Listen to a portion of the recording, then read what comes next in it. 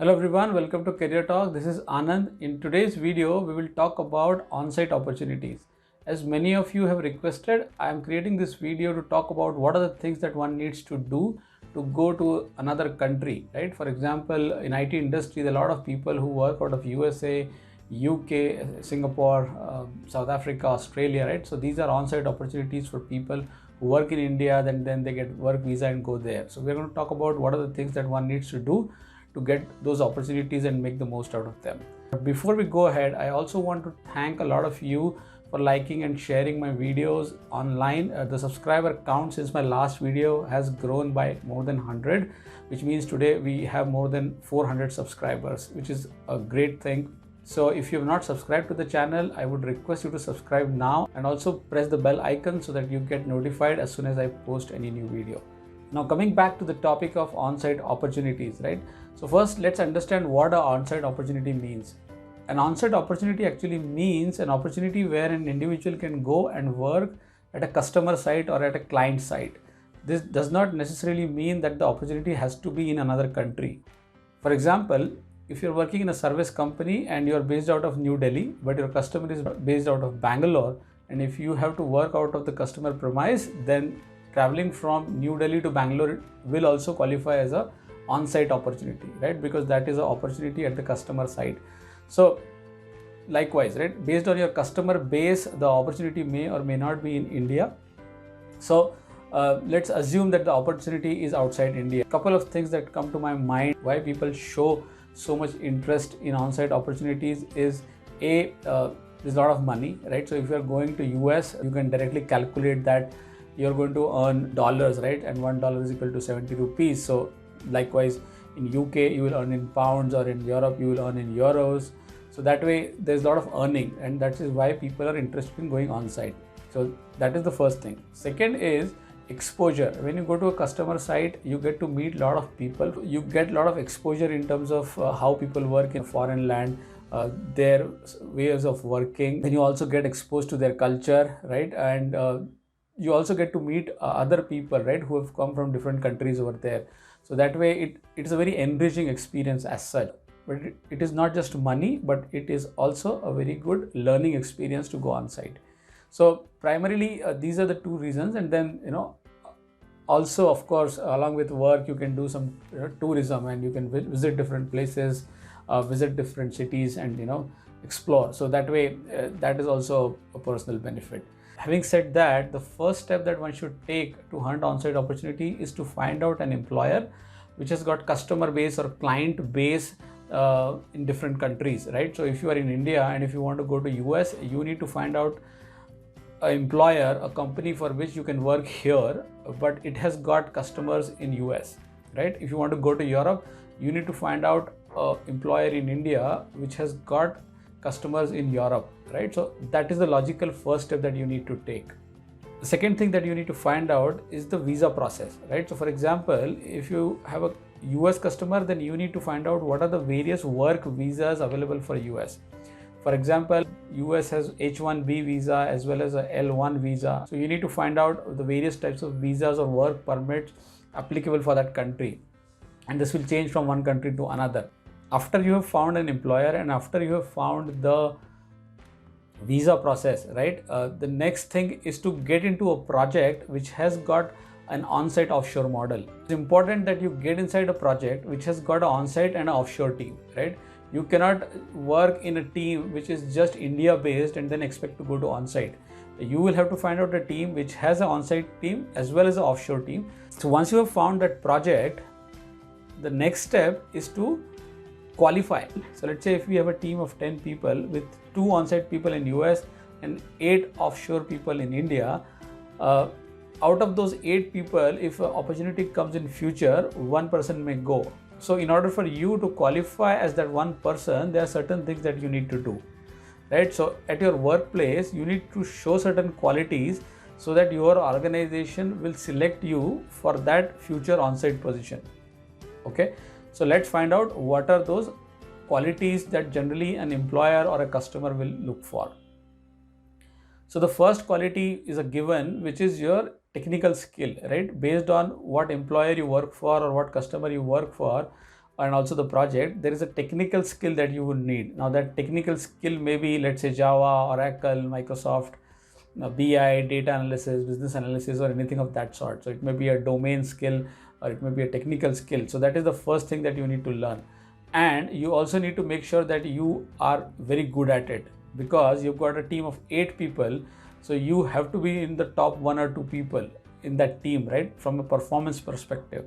So it is not just skill, but you also need to perform well than your competitors within the team. That is one more qualifying criteria. So one is skill, second is your performance level, third is, of course, your ability to communicate, right? How good are you in communicating with the team members here? How good are you in communicating with the team members at on-site?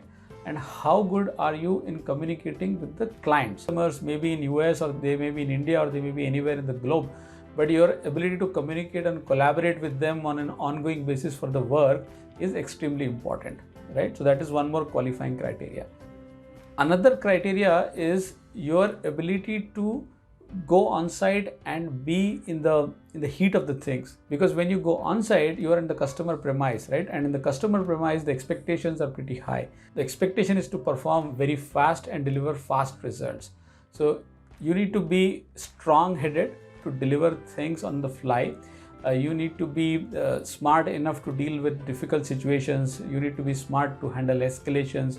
You need to be smart to engage your offshore team from on site, right? You need to be smart in terms of raising alarms or raising issues or risks, right? So these are the qualities that you need to learn irrespective of the role that you play. It doesn't matter whether you're a senior or a junior person. At on-site, things always get heated up fast. So you need to be very strong-headed and you need to be smart in terms of how you work. All these qualities cannot be, learned in one single day. So you need to spend time in grooming yourself so that you're prepared. So let's assume that you are a good performer, right? You've got an employer and you got a customer which has got an on-site requirement. You are a good performer. You are in that team, right? And you're doing all the right things. You're skilled. You communicate well. You're strong-headed, right? Now, what is the next thing that you should do? The next thing that you should do while you're in India is to build a strong rapport, which means to build a strong relationship with the on-site stakeholders. Now, these on-site stakeholders may be from your own team. They may be your own on-site coordinators or on-site project managers or engagement managers or salespersons, or they may be from the customer side, customer lead, customer manager, and all of that. So while you're in India, and if you're a good performer in the team, you also need to make that extra effort to build a positive rapport with them, which does not mean that you constantly ping them and ask them for an on-site position or an on-site job. The idea is to perform well and maintain a positive relationship so that at one point of time when you get the visa processed and when you are ready to travel, they are ready to accept you, okay, in a very positive way. At a lot of time what happens is people do a lot of hard work, they perform well, but they don't maintain good relationships, right?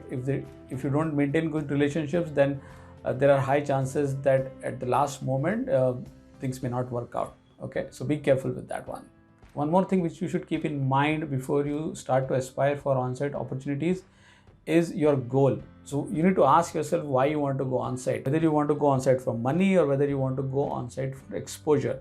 These are the important things that you need to ask yourself, because based on that you can choose, right? Sometimes people just want to do software development, but they don't realize that the opportunities for software development at on-site may be limited.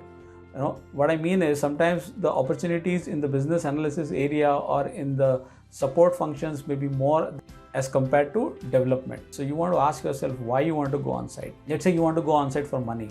Then you need to choose, be very careful about what location, right? At what salary you want to go. Because I've come across scenarios where people want to go on-site and they'll end up going in countries where they don't get paid much, right? It is basically the exchange rate. If you compare India's currency with countries like Mexico or with countries like South Africa, you will find that they are probably 3 times or 4 times of Indian currency. So you can imagine the kind of salary that you get paid over there and the kind of savings you will make versus going to US or versus going to Europe. So if your money is your target, then figure out, accordingly, what are the countries that you want to target, what are the employers that you want to target, and what are the customers you want to target. And at the same time, be flexible with the role, right? If you really want to go on site and get exposure, then you should be flexible with respect to the role that you're going to perform, whether it is development, support, or QA, or business.